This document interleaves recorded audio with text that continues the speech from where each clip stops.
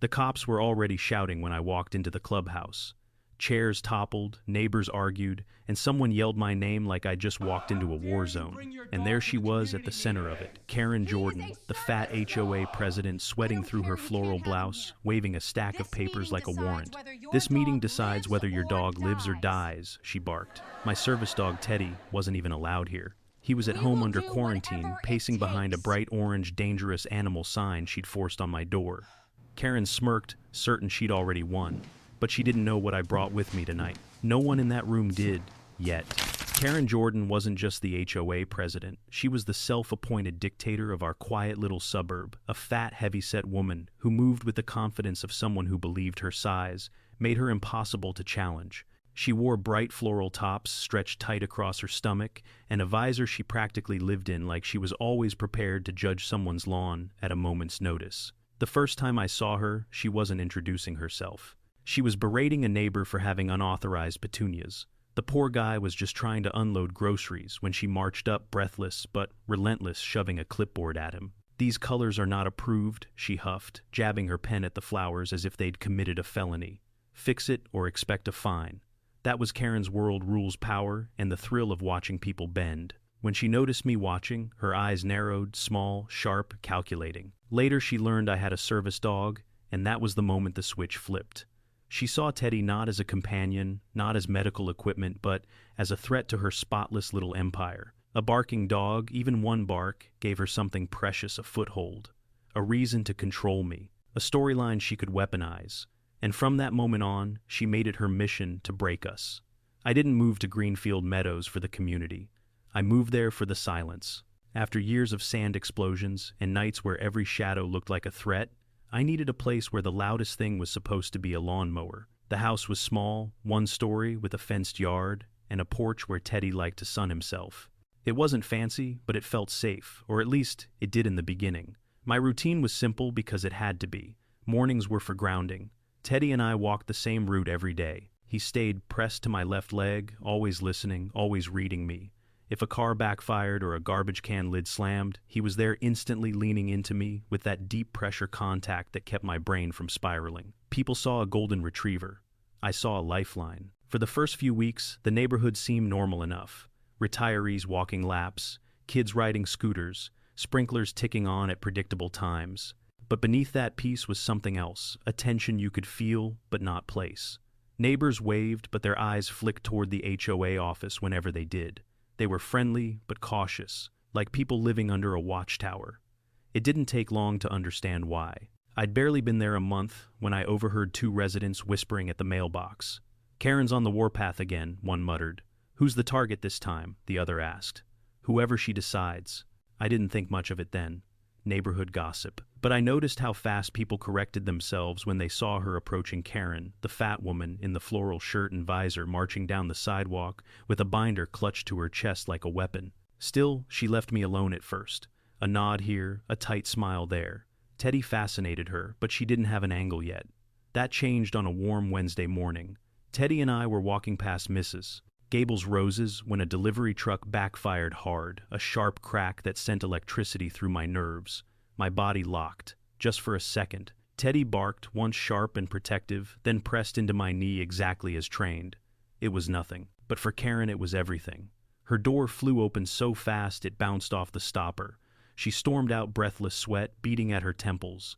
That single bark had given her the opening she'd been waiting for, and she never let it go. It started small, almost invisible unless you knew what to look for. The morning after Teddy's single startled bark, I found a bright yellow courtesy notice taped to my door. Alleged violation, excessive animal noise. Reported time, 6:17 a.m. I checked the clock. At that hour, Teddy had been snoring at my feet. 2 more notices showed up over the next 48 hours. One claimed Teddy was disturbing community peace. Another accused him of persistent barking. Each one felt more ridiculous than the last.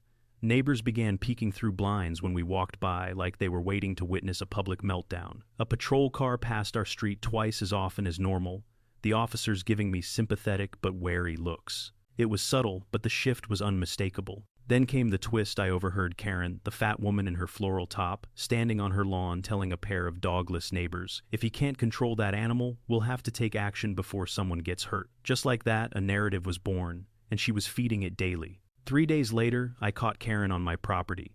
She acted surprised, though her sweaty, heavy frame was positioned squarely inside my yard, phone up, snapping photos. "Your fence height is questionable," she huffed her breath short. "As HOA president, I have every right to inspect." "You don't," I said, stepping between her and the house. "Leave." But she didn't. She shuffled sideways, angling her phone toward the window where Teddy watched quietly. "Look at that posture," she said loudly, as if performing for an invisible crowd. "Aggressive. Unstable." My dog was literally wagging his tail. I took out my own phone and filmed her trespassing. Her eyes widened a crack in her confidence, but only for a second. Then she spotted a patrol car 2 houses down. Her whole demeanor shifted. She waved dramatically. "Officers, over here, mini twist." The cops didn't come over. They looked annoyed, tired, like they'd been dealing with her all week. But the damage was done. Karen had escalated from lies to intrusion, and she wasn't finished. This was the moment everything changed.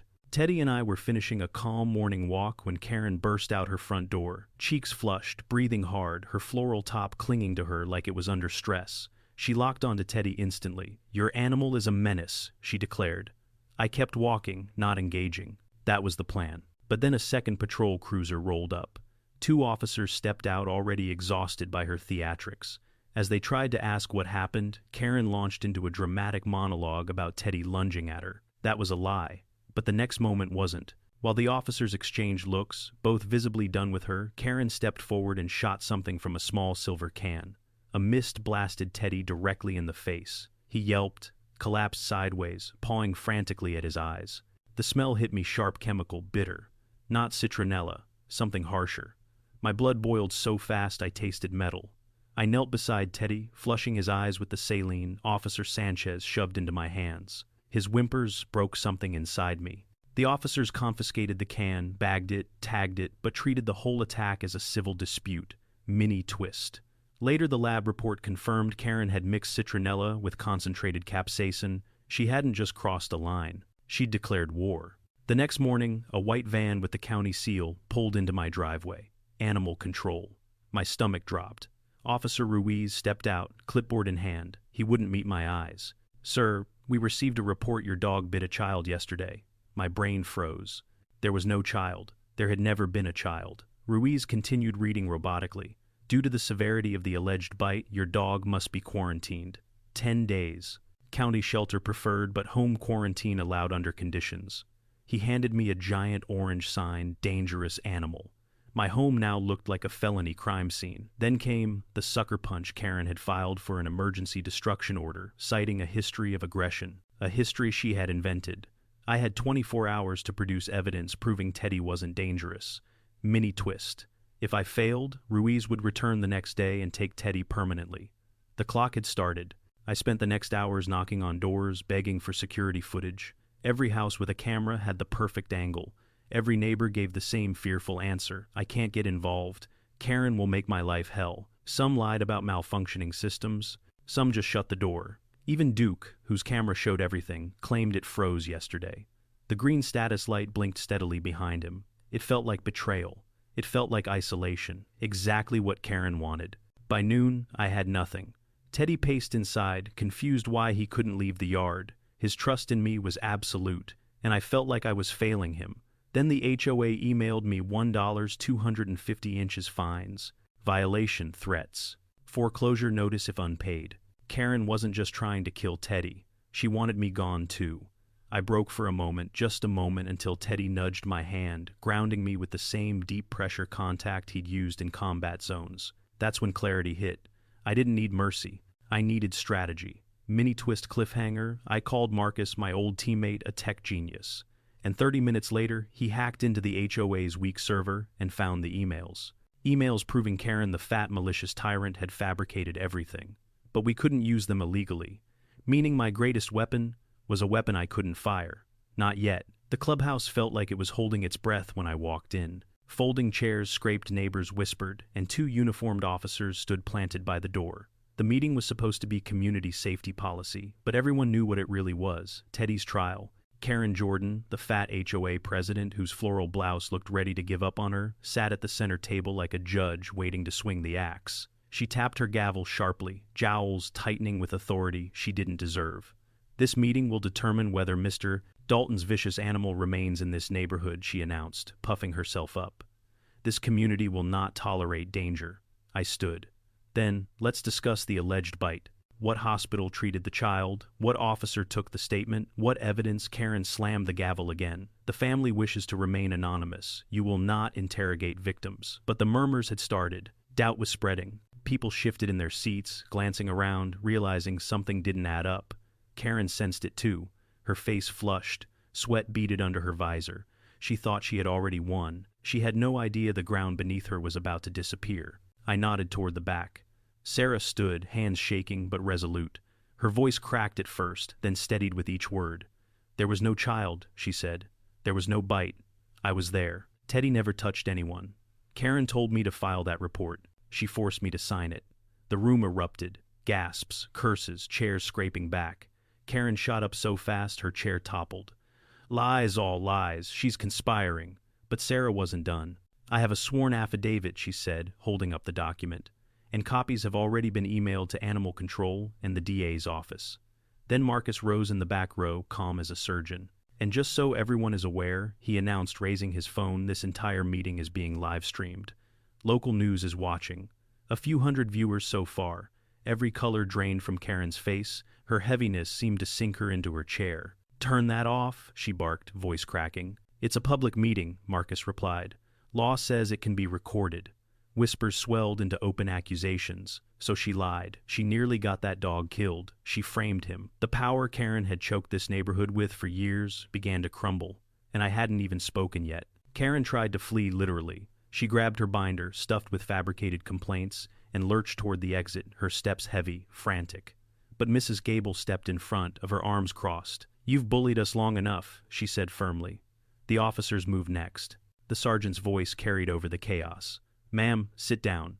Filing a false report is a criminal offense. Assaulting a service animal is also a crime under ADA statute."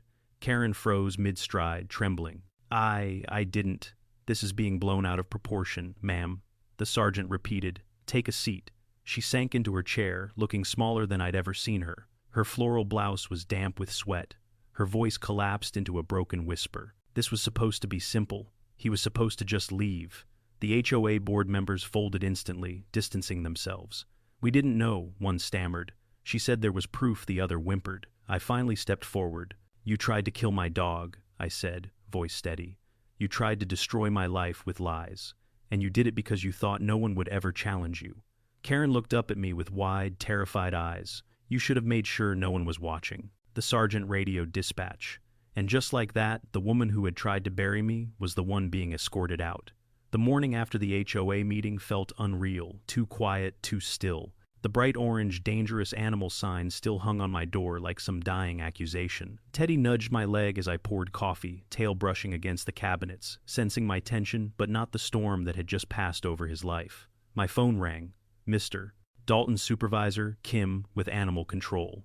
My heart kicked. I braced for impact. "We reviewed the affidavit, the live stream, and preliminary lab results. The quarantine is lifted. The destruction request is void. Your dog is fully cleared." It took a second for the words to sink in. My legs went loose. I had to steady myself on the counter. Teddy, completely oblivious to the legal battle he'd survived, wagged like the world was finally right again. Outside, a news van idled down the street. Neighbors hovered awkwardly, wearing the same guilt people get after watching a house fire, but not grabbing a bucket. Mrs. Gable approached first with cookies, voice soft. We're glad Teddy's safe. We should have spoken up." "Yeah," I said. "You should have." But she didn't retreat. She nodded, a real one, accepting the truth. One by one, others approached. The Millers apologized. Duke muttered something resembling remorse. The neighborhood that once stared through blinds now looked me in the eye. For the first time since moving here, it felt like the street belonged to all of us, not just the fat tyrant who used to rule it. The legal process hit fast. The HOA management company practically sprinted to schedule a recall. After the live stream went viral, they were terrified of being tied to the mess. The same clubhouse where the fat woman tried to condemn my dog became the room where she was voted out 47-1. Her vote was the one. The new board voided every violation against me. The attorney they hired settled my civil case before the first hearing. They admitted wrongdoing, paid damages, and apologized in writing. The big blow came in court. Karen, stuffed into a too-tight blazer, floral patterns straining over her shoulders, sat shrinking as the judge read her emails aloud.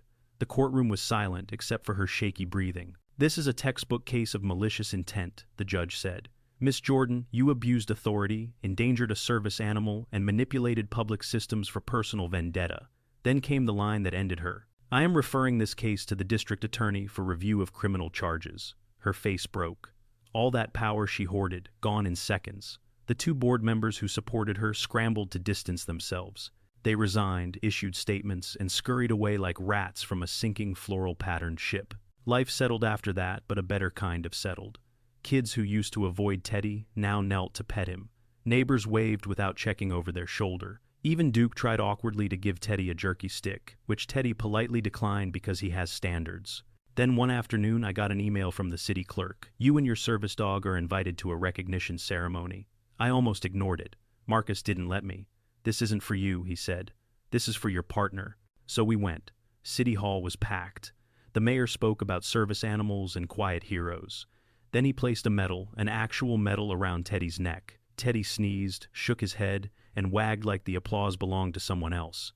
But the warmest moment came later at our neighborhood park. The new board held a small ceremony, nothing fancy, just neighbors' kids folding tables and the smell of grilling burgers.